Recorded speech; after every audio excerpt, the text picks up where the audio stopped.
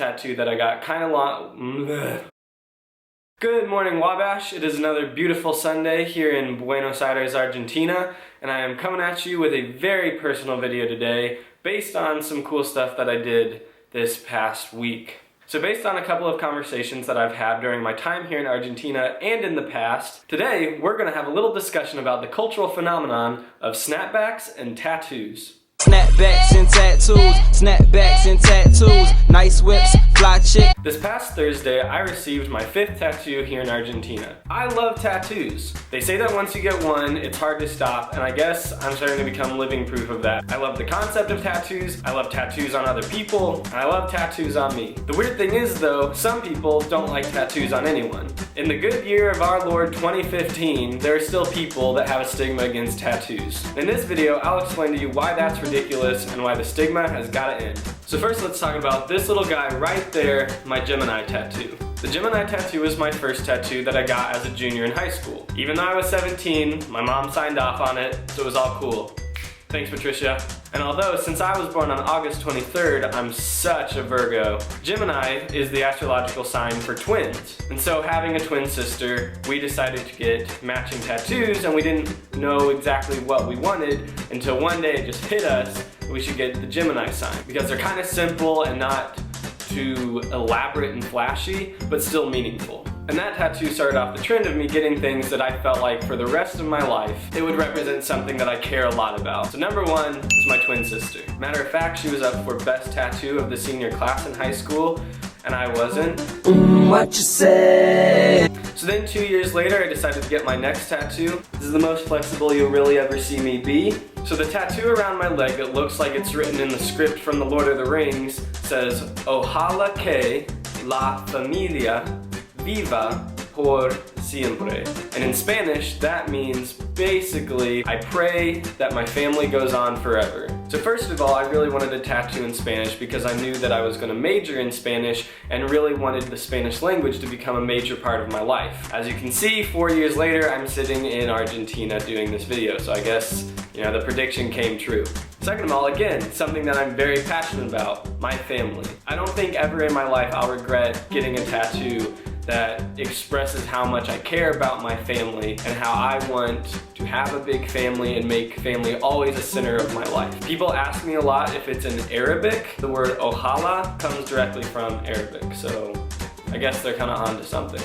Anyways, fast forward to freshman year of college when I got my side tattoo. Don't know how well you'll be able to read that bad boy on video, but for those of you vision impaired at home, I'll read it out loud. It says, Proverbs 15:13, a happy heart makes a cheerful countenance, but by sorrow of heart the spirit is broken. This has always been one of my favorite passages from the Bible that basically says, if you're happy on the inside, it's going to show on the outside. And if you're sad on the inside, your spirit will be broken. I like to think of myself as a very happy person 99% of the time. And for me, there's no point to living if you're not gonna be happy. So that idea, along with the next tattoo that I got, kind of went together with one central event in my life. So a little over 2 years ago, I actually came out of the closet for the first time.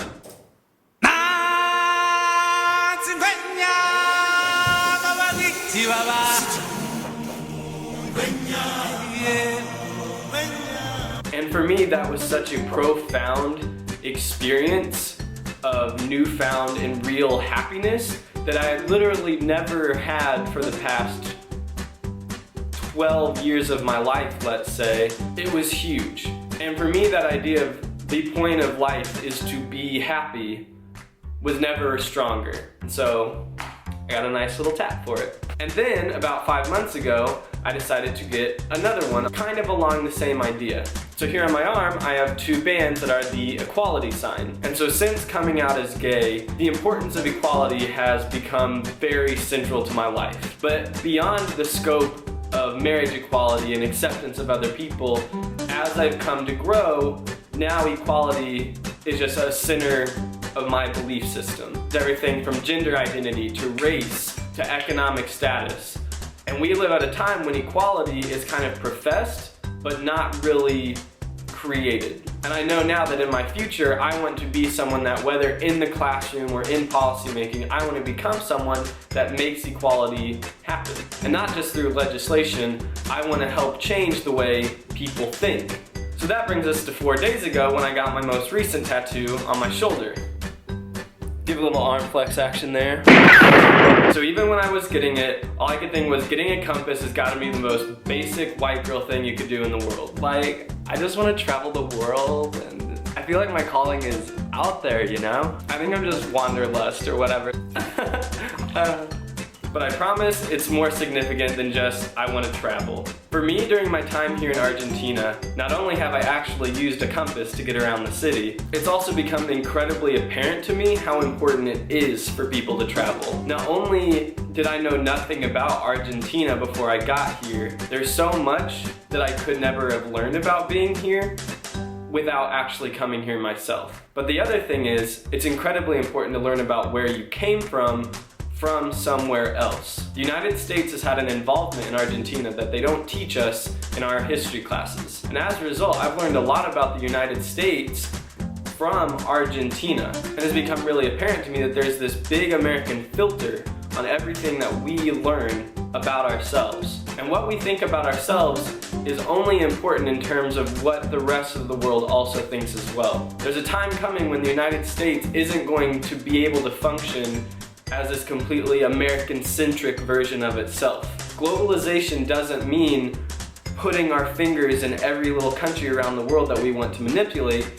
It means learning about the world around us. And I'm a big believer that if more Americans took the time to leave the United States, not only would they think about people who are different from them in a better way, I think that would be the first step to actually making the world a better place. So anyways, there's my tattoos. Nothing vulgar, nothing offensive, and it still baffles me that some people have a problem with my tattoos simply because they're tattoos. Scientific logic shows that the relationship between tattoos on someone's body and their ability to perform at any job or be a nice person, have high morals, is literally zero. In fact, some of the meanest people you'll ever meet will come without a tattoo or piercing on their body. There are a couple of common phrases that I hear whenever people talk about my tattoos. Oh Nathan, those are gonna look terrible when you're old and my age. Well, by that time, you'll be dead. So you shouldn't have gotten those because your body is a temple. Let's talk about some temples around the world.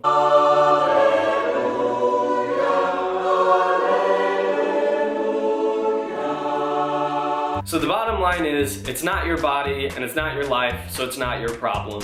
And if you don't want to hire someone because they believe that equality and worldly understanding is something that they want to believe in, you might need to rethink your priorities as an employer, or whoever you are that's passing judgment. So anyways, here in Argentina, the ISP project is finally done. We have 1 week left, so that's kind of crazy. And in the meantime, if you like my videos, share, like, and subscribe to my channel. And even though I haven't gotten this tattooed yet, always remember, Wabash, everybody love everybody. Like I need you like the